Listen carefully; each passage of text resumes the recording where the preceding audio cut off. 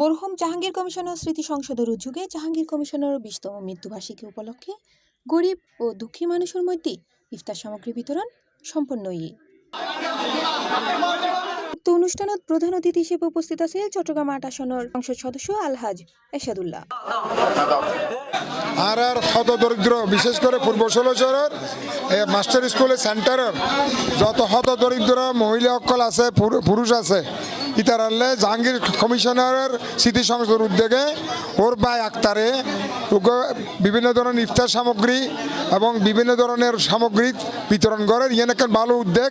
বিশেষ করে রোজাদার সকলের যে এই ধরনের বিতরণ করে এনে তারা খাদ্যদ্রব্য এবং বিভিন্ন ইফতার সামগ্রী বিতরণ করে এনে তারা আর পক্ষ আর দলের পক্ষ তারা ধন্যবাদ জানায়। এছাড়া এন্ডে উপস্থিত আছেন চট্টগ্রাম মহানগর বিএনপি সদস্য জাফর আহমদ, চট্টগ্রাম মহানগর সাবেক মৎস্য বিষয়ক সম্পাদক বখতিয়ার জাকির, ইলিয়াস শেখু, বিএনপি নেতা আক্তার আফসার, নিজাম হাজি সহ আরো বৎকিও। এছাড়া আরো উপস্থিত আছেন বিভিন্ন ওয়ার্ডের নেতৃবৃন্দ, যুবদল, ছাত্রদল, স্বেচ্ছাসেবক দল ও বিএনপির অঙ্গ সংগঠনের নেতাকর্মী হল। আমি প্রথমে সকলকে ধন্যবাদ জানাচ্ছি, সবাই আসছে এই জন্য ধন্যবাদ জানাচ্ছি এবং অত্যন্ত আন্তরিকতার সাথে ধন্যবাদ জানাচ্ছি আমাদের এই ৮ আসনের মাননীয় মানুষের নেতা, মানুষের হৃদয়ের নেতা জনাব এরশাদুল্লাহ সাহেব, মাননীয় সংসদ সদস্য উনি এসেছেন।